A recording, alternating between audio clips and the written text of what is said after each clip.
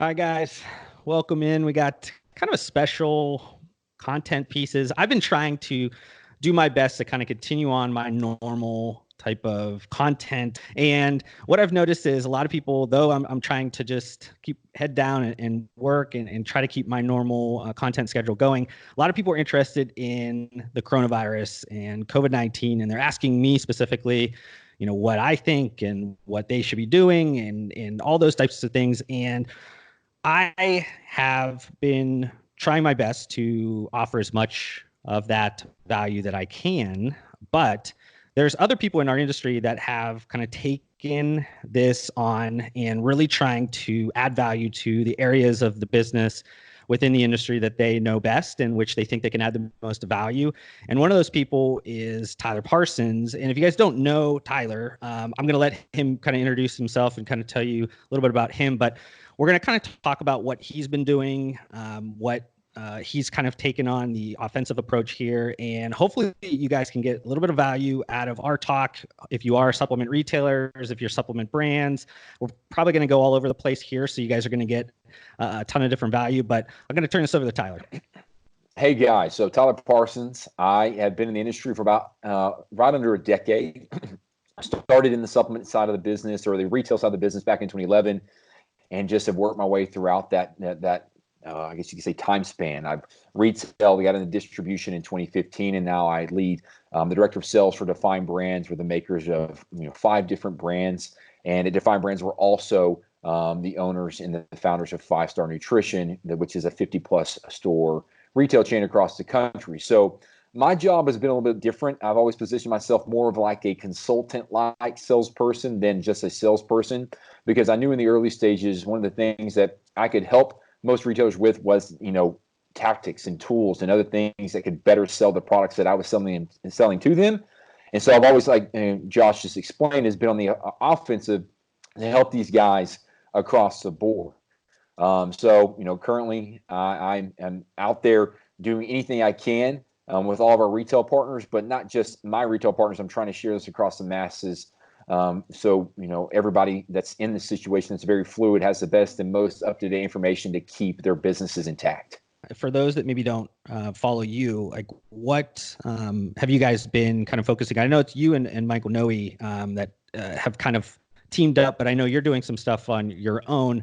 Talk a little bit about kind of the content piece first, and then we'll kind of move into like what you're actually doing, when the cameras are off and you're actually doing those calls and trying to add value one-to-one.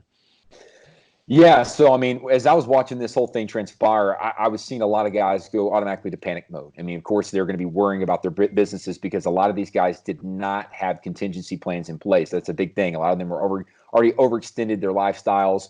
And then the revenue that they're bringing in at their own, business level did not match that. So they're automatically all started panicking. And so what I saw was like there was a specific need right now in the brick and mortar supplement retail channel that I have a lot of control in. I have a lot of presence in that I can go and help these guys where they're not getting mentorship from somewhere else. And so I dedicated back this past Monday to be constantly giving these guys tools from all of the things that I've already been watching and learning, not just from the economic standpoint and the business standpoint, but just from the supply chain and medical and everything else that I was seeing from my own side of the business.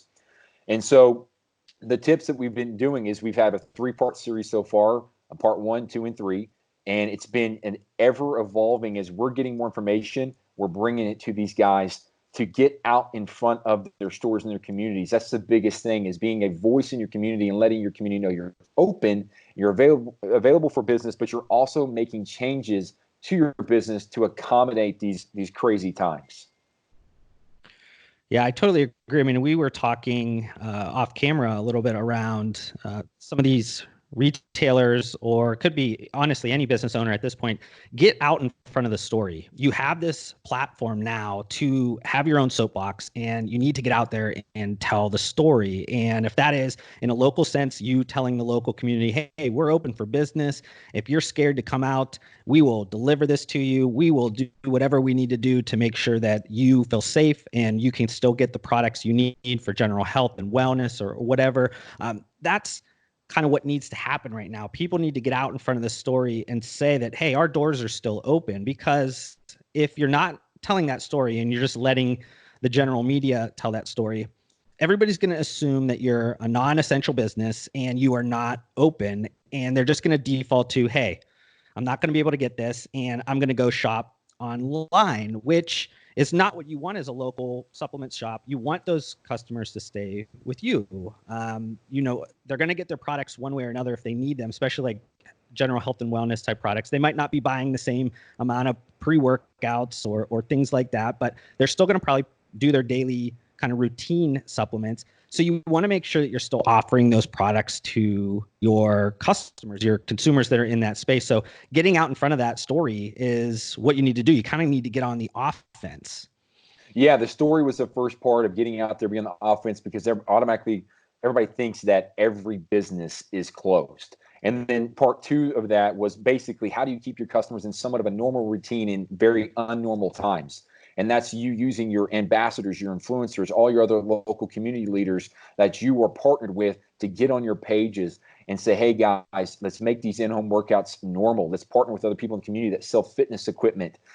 They get their, mom and pop type of fitness equipment stores and franchises, those people, supported. But one thing I really want to make sure a lot of these brick and mortar stores understand, where they've are having the most trouble, is for the longest time they have not positioned themselves as a store that's not just sports nutrition or not just muscle building or not just weight loss. No one knows they actually carry immune support products or multivitamins. They just think that's a place where you go to get jacked. And that now has really, really put a lot of guys in a bad position, because they don't already have enough influence or marketing there in their communities where people know that this is where they can go buy supplements. I found out back like 2 weeks ago, GNC was already practically sold out of most of their house brand immune support products right at the beginning of all this. Why? Because people knew General Nutrition Centers, GNC, had other supporting products, not just sports nutrition, not just weight loss. And that's where all these brick and mortar stores are really struggling, because people don't even know they have them. I always try to look at the positives in this. I know, Tyler, you do the same thing. For both of us, I know we kind of think of this challenge as the defining moment for us in this current stage of our lives. Regardless of what's happening around us, we have to create value. We have to do our part to improve the situation, whatever means necessary.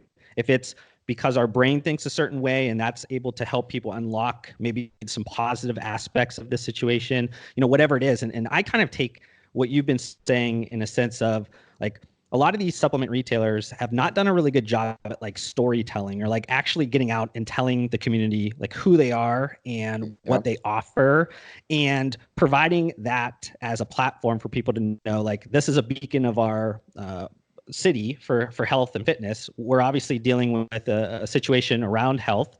This should be a place where we go for information or products or whatever. So you have a lot of customers right now that are needing and looking for help. They're out of their normal routine, to your point. I mean, they're struggling to try to figure out, how do I piecemeal this all back to some normalcy in my life? So as a supplement store, to your point, you could partner with people that are authorities in your local community as well, but you should be that hub for this information. You should be acting essentially as a media company and trying to offer as much value as possible. Now, will this create sometimes like a return for you in the next 10, 15, 20 days, 30 days? Maybe not. It might just help you hang on a little bit longer. But I think what we're talking about when we said about this is the defining moment, if you're still in business 3 months, 6 months, 9 months, 12 months down the line, somebody's going to look back at this moment and say, wow, what did they do? If they were a positive aspect of helping us through this, you're going to get their business. If you weren't, and you were just somebody that's going to like sit back and let this all steamroll them, people are going to naturally change their behaviors towards what they just did over the last maybe 3 months of the quarantine, and they're going to buy online. You're no longer an option for them anymore. It's kind of this, for me, it's a defining moment. It's the point where you really could dig in and say, we're going to make some changes. Our business needs to change. Well, this is the thing, man. When we bring in customers, I bring customers all the time to our HQ, or I visit them. And one of the first things that I do is, what is your story? What is your brand? What is the culture that your company speaks to your community? And dude, almost every single time, no one can answer that question. And so the problem there is these guys are already comfortable in front of that. They don't even know what the story of their business is. And the thing to remember, guys, especially in the brick and mortar space, the main reason most people come and shop in your stores is because of you. I would love to think that my brands are a great reason why these people come and shop with you. At the end of the day, they're just a big perk and a positive of why people come and shop with you, and maybe can retain them a little bit longer. But in these brick and mortar environments, these really specialty shops in these communities, in rural and suburban communities, even some of the urban ones, but specifically these others, the reason people come in is because of you. And if you haven't done those things and haven't added that expert value, that's where I'm seeing so much trouble, where guys are struggling, man. They have to get in front of this. And there's no time like now. I mean, all these things sound so cliche, like the strong will survive and, the thinning of the herd and things like that. But that is the truth. That is such the truth right now in this matter. Guys that are doing it well are going to come out on top and be stronger at the end. Yeah, no, I totally agree. You have to figure out what this means to you. What are you about? What is ultimately what defines you? What drives you? What is your why behind everything? I think when I spoke at your guys' retail mastermind in Vegas, one of the things I said first off was, what is your why? And if your why is to make money, then you're going to struggle, because things like this happen. And when this happens, if you're only thinking about, oh, my why was to make money, you're going to struggle, because right now it's going to be tough to get those share of dollars, the same share of dollars that you used to. But you could still gain a lot of mind share.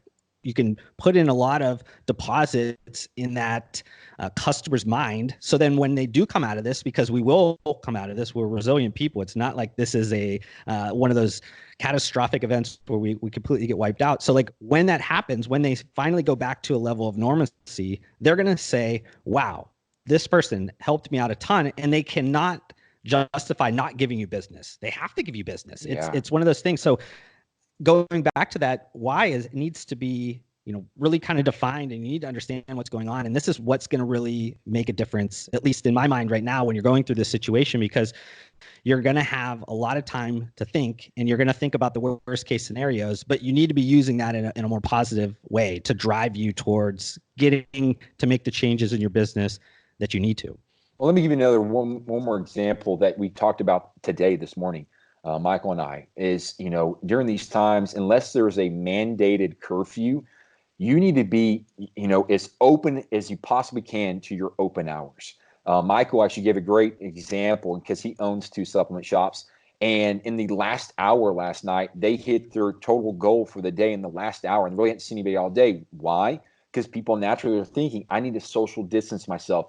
I'm going to come when most people aren't coming to the shop. So when a lot of these stores are changing their hours because they feel like, they have to, because they're not seeing as much business, it's actually probably the opposite. You need to be more accommodating to your customer base than you ever have before.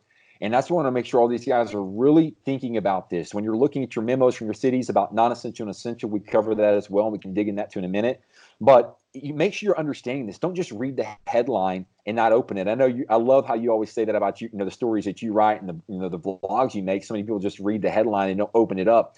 But this is a time more than ever that you need to be watching what's happening in every level, the city, the state, and the federal level, and how you can prepare yourselves to basically weather the storm the best you possibly can.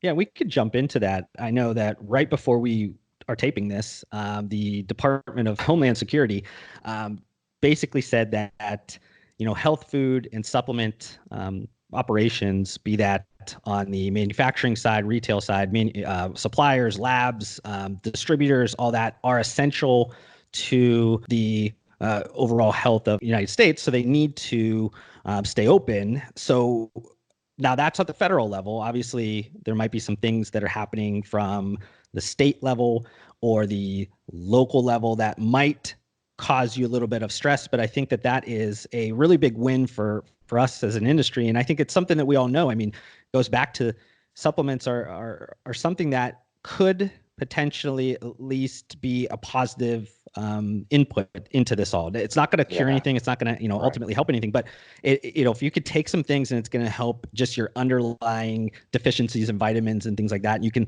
maybe have a better immune system to potentially have to fight something off. It's a good thing. So I'm glad that the federal government looked at that and said, hey, we need to continuously support this industry because it can add a small level of benefit to the issue we're dealing with. Yeah, and the perspective I've been bringing on this, to your point, talking about how supplements can help your immune health. This is the thing to remember, guys. You need immune health not just for this specific virus or anything else that's going around. You need immune health in general, and a lot of the things that could plague people from needing to go to the hospital or needing to go to the doctor that they could actually prevent through supplementing. Of course, as experts, we always say we have to recommend and we need to be recommending good eating and good exercise, and supplements are at the very end of that.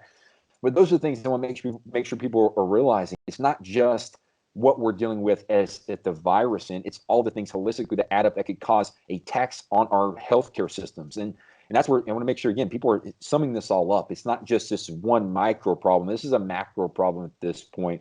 So, yeah, I thought that was a huge win. And to what you said in regards to essential, non-essential, and being state and from the city, more like the state and the city level. In California right now, I think we're seeing more of an extreme mandate as shelter in place. I'm trying to confirm that news at the moment from some of our retailers out there. But basically what California is doing is pretty much overriding, some of these, amendments, I guess you could say, that the federal level is doing. But you just have to, guys, be proactive. You have to be on top of it and make sure you're doing anything you can. This is where those stores in Cali right now should be, working on private portals, doing a little investment in that. Where they can ship, their products, or developing a quick makeshift website, curbside pickups, whatever they can possibly do, they can do legally.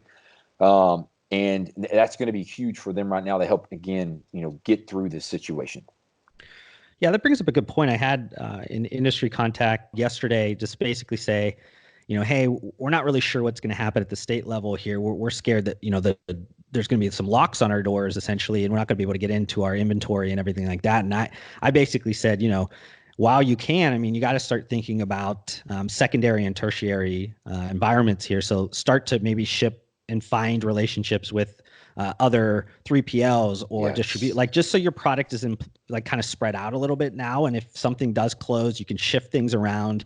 You're basically trying, if these brands hadn't, or retailers or any business, this has nothing to do with just our space, but if you didn't have a contingency plan or at least some level of redundancy in your plan, now is the time to hack one together the best you can in the short term because the train's moving. But then think about this for the next time. Like, this shouldn't happen ever again. And if it does, it better happen at a worse level than this one for it to cause any breaks in your system. This is the time when people should be taking an inventory on all the processes, procedures, everything operation-wise in that business, and saying, you know what, we've overlooked a lot of areas, and now is the time for us to take this seriously, because if we want our business to be sustainable long-term, we're going to need to put these things in place. No, you're exactly right. From the brand level, and I can tell you from our business, we've been working on contingency plans all week. And you brought up a great point with the 3PL. Obviously, if distribution centers start going down, oh my gosh, our whole country's in a hell of a heartache right there. But yeah, we've been loading up trailers all week outside of our facility. So if at the moment that our facility did go down due to that there was a coronavirus spread between employees there at that distribution facility, we can move those products that are important to our customers and to our own company-owned stores to a secondary distribution facility, or a makeshift one we make here in Austin, Texas, whatever it may be, to keep our business afloat. And if brand owners and other companies are not thinking that, this is multi-channel, you guys need to be doing that now, because the ability for a distribution center to go down is very likely, what we learned is basically, if the virus is found to be amongst an employee or representative inside of a distribution center, from there, they have to be shut down for at least 48 hours. They still don't know, just because, it's getting people in there. There could be other delays that could cause this, but then they have to super disinfect the whole facility. And then they have to go do another check and basically approve it. Then you can start back up. But by that point, now you have massive back orders. Everything's even further behind because we've already seen disruptions on time fulfillment. Everybody has. So, yeah, man, this is the time where you got to be thinking of anything and everything. I made the fun, kind of jokingly said to a colleague this week, whoever thought in a million years that, we're looking at, budgets and forecasts. We'd have to be looking at pandemic risk is something that would be a potential why we wouldn't be able to meet goals for this year. It's just crazy, man. Yeah, I mean, it's kind of at this point around having a triage type of a contingency where you're kind of trying to stop the bleeding and really try to attack the most impactful areas. One of the things that I know I've been really kind of focusing on with some of my clients is for them to really like prioritize, rationalize their decisions and focus. You don't need to keep everything afloat during this time. You really need to focus on the things that are your best, maybe on the brand side, maybe your 80% SKUs that are giving you the most amount of revenue. You want to keep those alive. Or in the case of a supplement store, maybe you're not really focusing a lot of your attention on some of the, pre-workouts and things like that. You should be really focusing on the general health and vitamin side of it, or maybe even like the food and beverage side of things. If people are struggling, I know I saw with Europa Sports, they were really pushing some of their meal prep services, saying like, hey, a lot of people are struggling to find adequate food or the type of food that they're used to eating at grocery stores because of their schedules, and they have to obviously work around those issues right now. So, hey, provide those things now. Even if this isn't what you normally provide, just be that person in the community that you can offer things that are going to be the most useful for people right now. There's a difference between being long-term on brand and making sure you're on trend. And there's ones where in the short term, sometimes it's better for you to be on trend and be a little bit off brand and just kind of deal with it in the short term, because you need to triage the situation. You need to present the most amount of value possible for what the issue is in front of you. Oh, no doubt. No doubt, man. I mean, on the retail level for the retailers is and one of the reasons why we're doing this, it's all, again, like we said, proactive communication. It's always been about value added at this point. Any retailer that's open and just thinks people are going to come into their stores these days for just supplements, man, I would not want to be in that position. You need to definitely look into what your position is with your business moving forward. You need other reasons why people are going to walk into your stores. And this is, again, a time more than ever that you're making yourself more available, more accommodating than you ever have been. But what's going to happen from this is you're going to get more creative, and you're going to come out better from this in the end. You're going to have more partners in the community. People are going to respect you. And like you said earlier, man, like people are going to definitely look back at this and say, who is at the front of this? Who is helping people out? And then who are the guys hermiting behind and trying to protect their own interests and not helping others? It's just, it's a karma play, but I firmly believe the same thing you see there, Josh. Yeah, I mean, I think that this is going back to what we keep talking about with the defining moment. I mean, this is going to be something that people look back at, and they need to see that somebody's adding value, and you're not trying to take advantage of anybody. I know. Oh, yeah. Yeah, I mean, I this is something I wanted to kind of talk about right before we get off here, is that there's a hysteria, there's scare tactics, there's things that people are trying to take advantage of right now. Oh, yeah. And that's the exact opposite of what you should be doing. I understand that might seem lucrative and easy, and you might want to do that. But going back to this being the defining moment, like if you're known as that, you might as well just kiss your business goodbye from a long-term perspective, because people will remember that you took advantage of them at the worst possible time. If you have something of value to offer somebody, then provide it in a way that adds value. You don't need to take it to the level of fear and scare and trying to get, pry on people's emotions. Yes. Like people are looking for answers right now. Provide them answers, valuable answers based on what you can offer them in a positive way, not, trying to appeal to that side of the fear that they're hoping that you don't bring up. That's right now, everybody needs to be acting in a positive way, not in a negative way, because again, this could even be a defining moment in our industry as a supplement industry. We're talking much levels past you and I, where if we act appropriately at this point, people are going to look at us positively. We talk a lot around how we only get to hear the negative side of our industry, and people in the mass media will only talk about the most negative things about our industry. What about if we were the beacon of this time? You know what I mean? And then all of a sudden, that gives us a ton of equity to work with in the future. Yeah, I think that, I said this earlier. There's a difference from being helpful and being maliciously opportunistic. And this is not the time to release, my latest and greatest immune formula that we picked up and figured out overnight, and we wrapped the label around it, and we have the ability to, flip stuff around. I really think that's going to probably do way more harm than good to a brand owner at this point. I would highly recommend not doing that. If you aren't already making immune products, if you aren't already doing that a lot, I think this would be probably viewed from the public eye in a very negative light. I've seen that from a few guys already. It has some big social platforms that kind of have brands on the side. I've seen some others as well, but be very careful, guys. This is a time, like you said, man, be helpful, help your neighbor, help your colleagues, help your other people in the industry. And that's when I started doing this. Like all these services and this info that I'm bringing out on my platform, on the Wolf of Supplements platform, was, a lot of that stuff I only did for my clients, because those are huge value-added services and things that I'm learning on the ground, like constantly working on, that I'm sharing with them. And I'm now sharing all this information with tons of people that I don't even do business with. I mean, I saw that our first video was shared in one of the biggest privately held supplement owners groups in the country. I didn't share it in there, someone else did.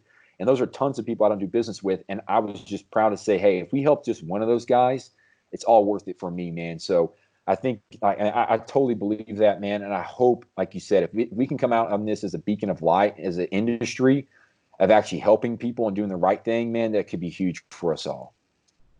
Definitely. Well, I know both of us got a lot of work to do in this kind of trying time. I want to tell you, I appreciate your time, Tyler. I appreciate the conversation and you providing some value to my audience. Where can people follow you for some of the stuff that you're putting out? Yeah, you guys can follow me on Instagram at Wolf of Supplements, or you can go to my Facebook page, facebook.com/Wolf of Supplements.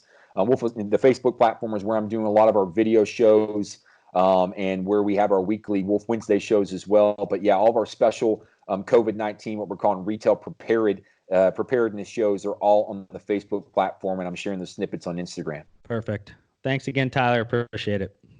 Thank you for having me, brother. Thank you so much for watching this video. If you want to help support me, make sure you guys hit that thumbs up button on this video. If this is the first time you've been introduced to my videos, would love for you guys to be a part of my community by subscribing to my channel. I upload several videos just like this weekly. And if you guys want to connect further outside of this platform, I do include all of my social media links down below. I just want to thank you guys again for your time. Hopefully I gave you some value in return, and we'll see you guys on the next video.